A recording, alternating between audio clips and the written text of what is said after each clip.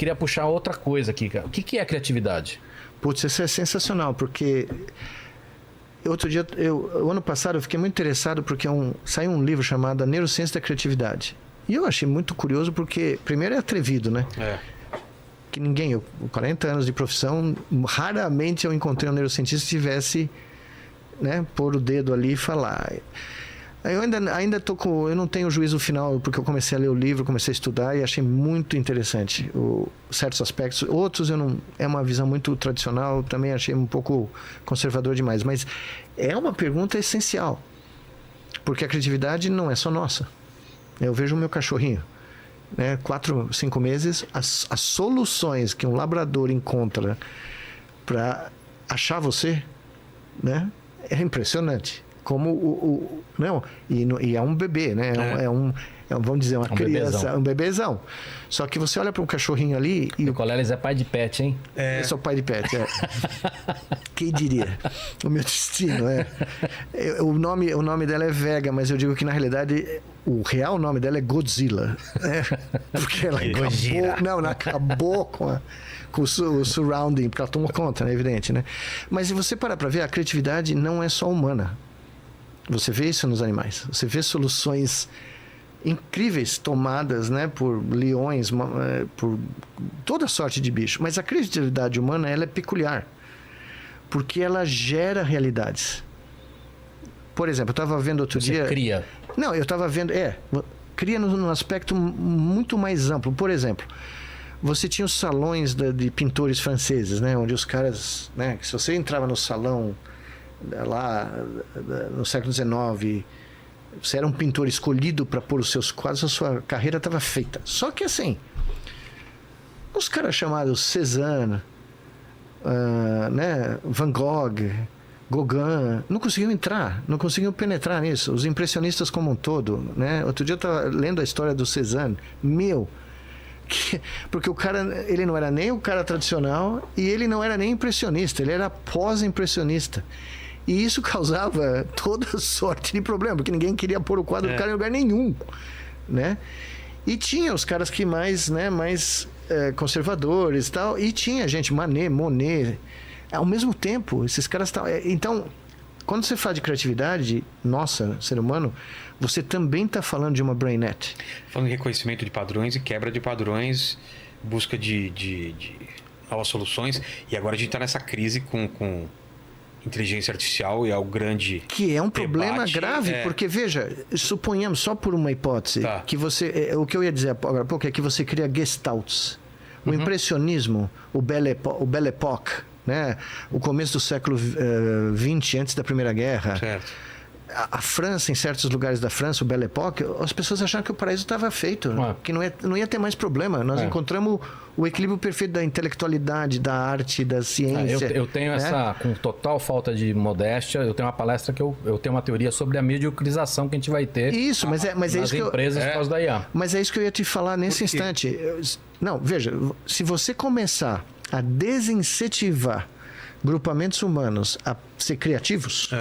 Se você chegar em casa e falar, puta, eu tenho um caso clínico aqui super encacado... Coloca numa inteligência artificial. ChatGPT, isso aqui é escleroderma. Tá. Nós vamos começar a criar uma geração de pessoas que não conseguem pensar, que não conseguem raciocinar. Como a gente já não faz conta, como a gente não guarda telefone. Mas acho que é pior do que isso, porque você mata uma parte importante do aprendizado. Aprendizado. Que é da tentativa, do erro, da mão na massa. De você dormir com um negócio e vir com a solução depois de um tempo. Isso, não, porque veja... Quem tá matando é o TikTok. Não, e não é só, mas para pensar. Outro dia eu estava num evento, eu falei, quantos de vocês aqui, tinham milhares de pessoas, eu perguntei, quantos de vocês aqui usaram o ChatGPT? 90% da coisa. Aí eu falei, quantos de vocês sabem tirar a raiz quadrada na mão? 7 caras, 8, sei lá, 4, não me lembro, mas era uma... E metade mentiu. Provavelmente. Era uma merreca. A galera não sabe nem usar mais guia de mapa. Não, calculadora. A calculadora na minha época era proibida na escola.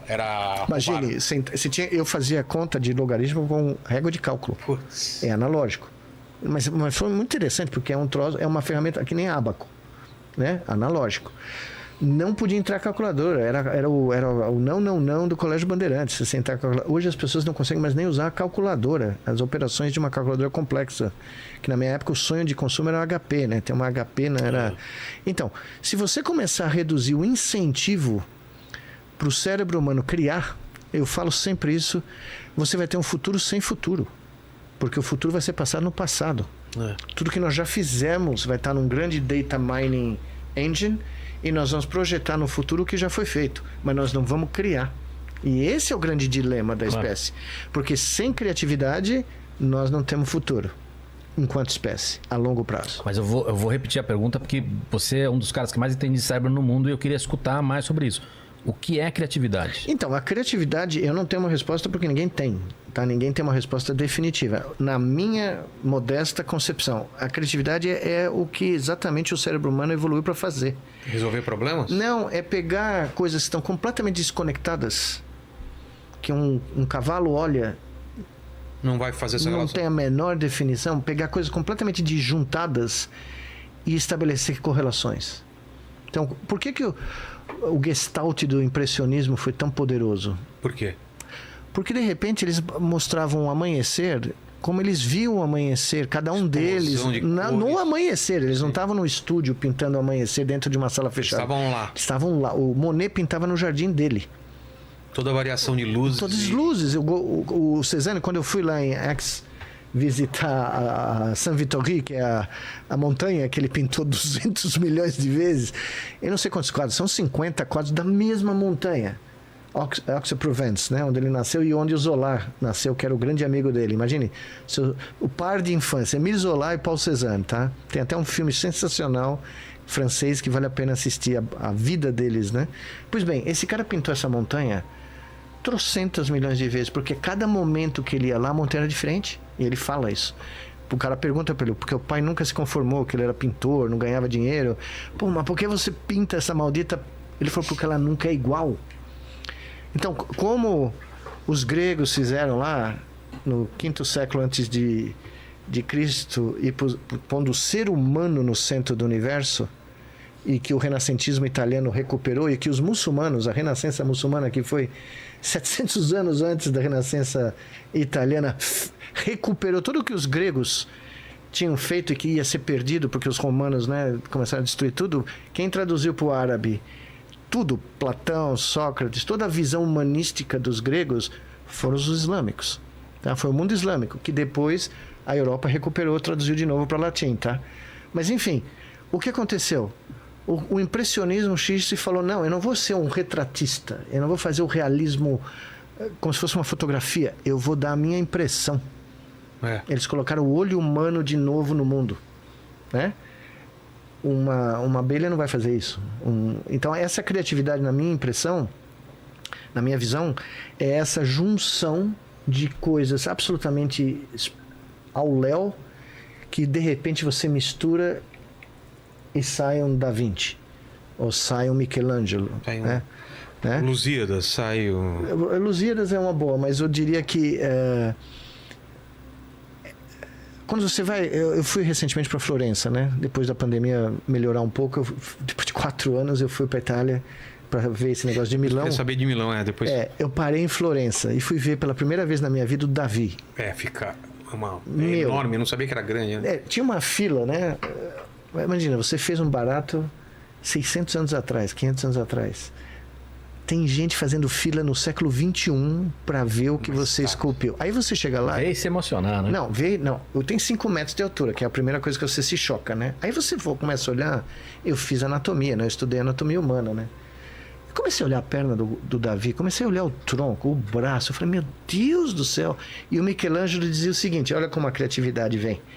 Perguntaram uma vez para o Michelangelo como é que ele, né? A Pietà, Moisés, Davi. Eu falava, é simples. Eu vou em Carrara e eu acho um bloco de mármore, da altura do que eu quero fazer. E aí eu olho e penso, eu só tenho que tirar umas coisas aqui e ali. Se for fazer um cavalo, eu tiro tudo que não é cavalo. Ele via a coisa dentro do bloco de mármore. Ele falava, ele só tirava o excesso. Olha lá.